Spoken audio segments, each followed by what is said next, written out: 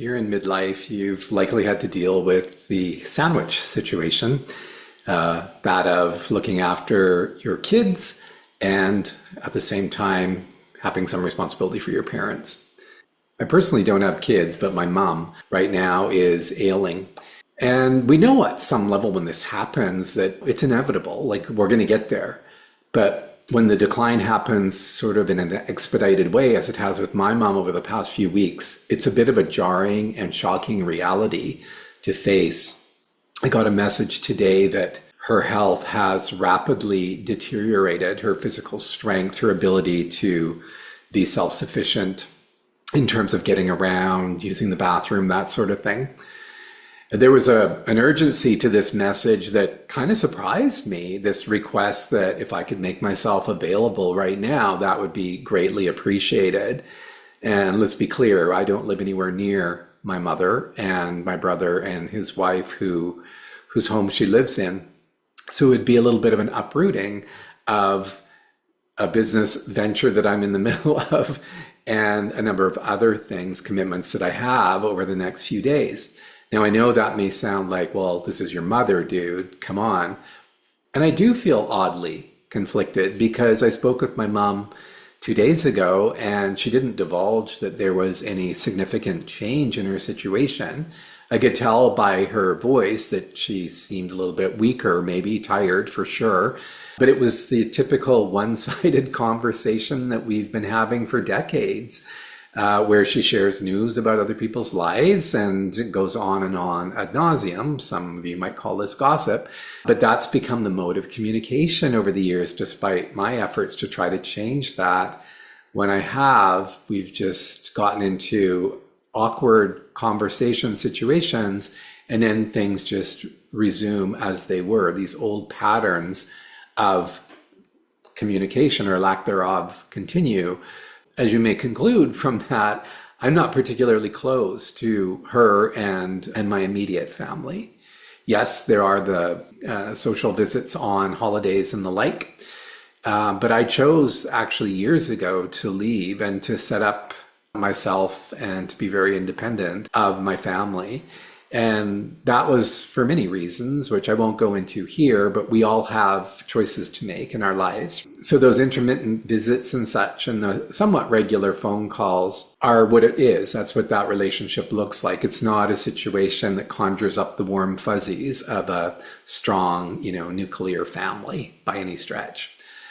So to get this message was unnerving in many ways, unsettling for sure. The ask, I want to be really clear, is not unreasonable at all, given that my entire adult life I've, lived away from my immediate family and that my siblings have had to, bear a lot of the brunt in terms of some of mom's requirements, and especially over the last little while as things have really, really changed. Her mental and physical decline setting in, requiring more and more acute interventions in terms of her day-to-day living.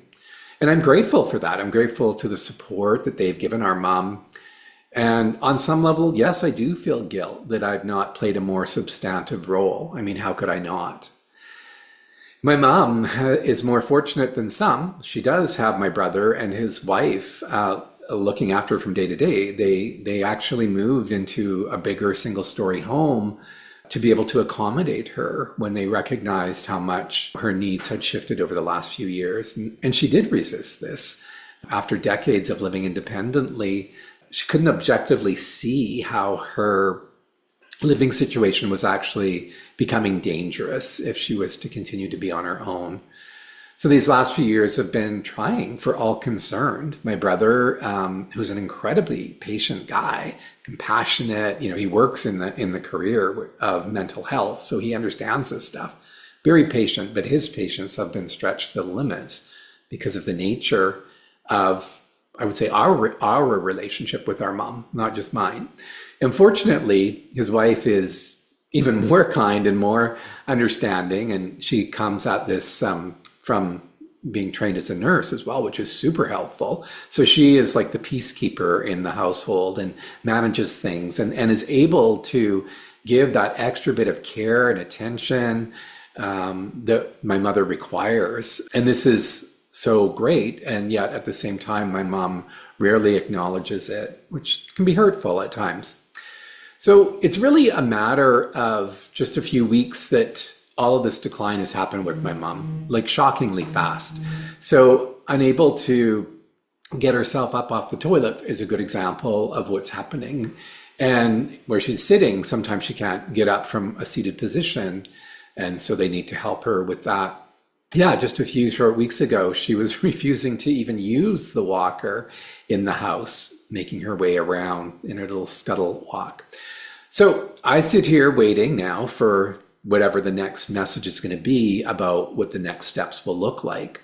They're exploring some immediate private home care where they could see someone coming in and being with my mom while my brother and his wife are at work.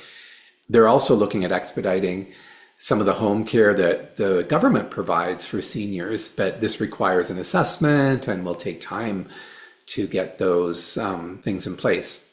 So for me, what I provided as input from afar for a long time, more recently by way of family Zoom calls and the like, may soon change. There may be some hands-on care that I have to give this surviving parent. My dad died a few years back. That will be interesting for me because this is not a role that I'm accustomed to. Not that most of you are, but it certainly is a bit of a strange one for me. I'm torn and I feel guilt of not immediately booking a flight and saying, I'll be there tomorrow or later today. Instead, I'm waiting and I'm hoping that they come up with a better solution that doesn't involve my needing to be there. And we'll know in the next few hours what that's going to look like. You know, deep down, I know it's my time to step up. And in doing so, I might necessarily step into some healing of some of these issues that I have with my mom. That I can't know for sure. The interesting thing about this whole journey too, for those of you who have experienced it or maybe have not yet experienced it, is the multi-layers. It's very multi-dimensional in terms of who we are, where we come from, our past, and where we're going. It's complicated. So those who have gone through similar journeys, you know the complexity of it all. We're all on our own paths. And I'm only sharing this because I know there are people out there in similar situations that understand. I'm certainly not asking for sympathy or anything like that. But I just want people to know that in midlife, you know, the challenges that we face are significant and they weigh on us in many, many ways. So one of the things we do need to look at when we're faced with this stuff is how are we looking after ourselves? It's not selfish to do that. That's actually important, and it's a selfless act. When we look after ourselves, we're better able to serve others, for those of us who need our support. So we'll make our decisions and we'll figure things out, but ultimately, yes, we need to be caring and looking after ourselves too. So I don't know if this has been a helpful message for anyone, but it certainly was intended to be heard by those who might be struggling and don't have an avenue to discuss maybe what they're really feeling. This can be challenging and not an easy process to go through. But I wish you all well in your experiences this way, and I hope I receive that well wishing from you as well. All right. Thank you.